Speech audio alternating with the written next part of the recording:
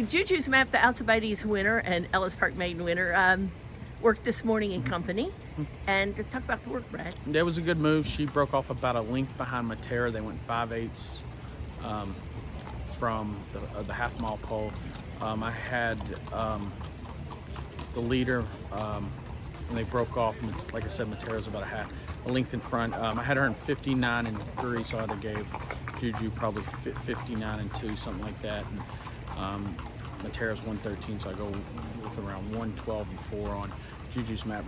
You know, really good move, well in hand, big gallop out, and you know, we were just kind of going to let her cruise around there, and that's what she did. I mean, it looks fast on paper, but I mean, she was well in hand, and it was a good move, and super excited about what we saw this morning. Florent was on her. He was pleased with it as well. So, you know, we have a lot of confidence moving forward. Hopefully comes out of it in good order, and you know, we'll be ready for California. I feel like we've done as much with her over the mornings, and you know, she had a good run at Keeneland, and we're as fit as we're going to get.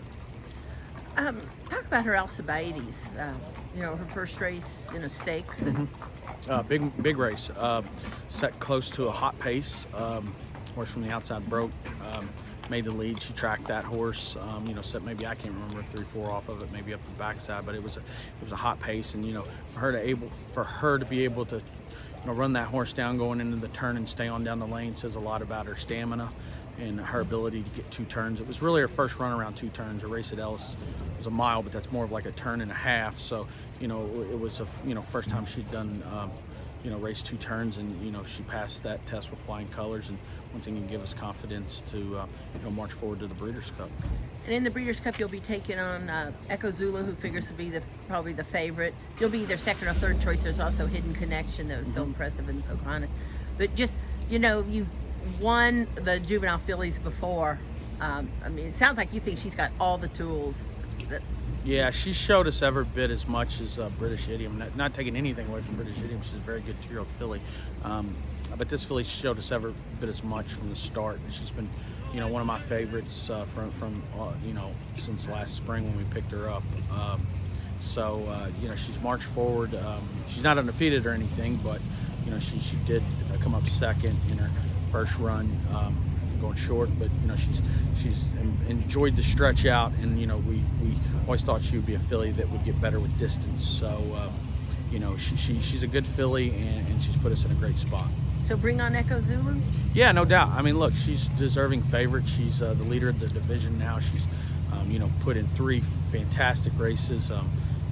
We've had 2 fillies that run behind her that we think a lot of, and Lady Scarlet in her maiden race, and then in the spin away we ran a filly named Girl with a Dream. It's a nice filly that just, she wasn't up for that type of test yet, and you know, she's a good filly, and but you know, we've got a good filly as well, and you know, I'd rather run against her around 2 turns as opposed to 1 turn, I can tell you that. So you know, we'll see how it goes. What, after the Alcibiades, you were talking about the Ellis 2-year-old program, that it's a great place to get these horses ready for the preps for the Breeders' Cup. Yeah, Ellis is a great spot, you know, in regards to, you know, getting horses, getting their maidens broke and taking that next step to the Alcibiades or the Pocahontas or the Iroquois or the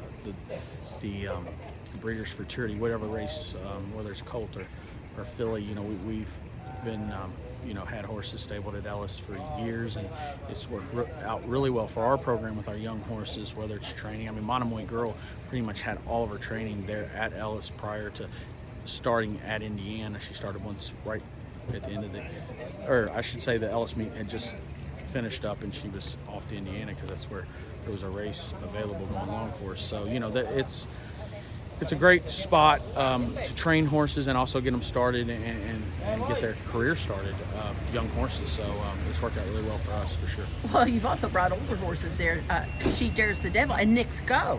In fact, we're both there quite a bit this summer training. Yeah, Nick's Go, once he won the Cornhusker, shipped back to Ellis and did all of his prep work for the Whitney at Ellis. So he had 3 good moves over the Ellis Park strip, and we shipped him in week of at Saratoga for the Whitney. So yeah, no, it's a place where you can get what you need done with a racehorse in regards to fitness and feeling confident shipping them out of there.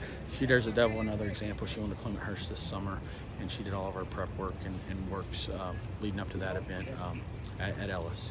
Turnerloose is another Ellis maiden winner that won the $500,000 stakes at Kentucky Downs, and then just was beating the neck for everything. Finished third in the Jessamine at Keeneland. Yeah, you know, she's fortunate enough to draw in the Breeders' Cup. We're going to send her out. We're excited about getting her back at the mile distance and a firm turf course. I'm not sure that was her favorite turf course there at Kentucky Downs in the Jessamine. So, you know, looking forward to getting her back on firm turf.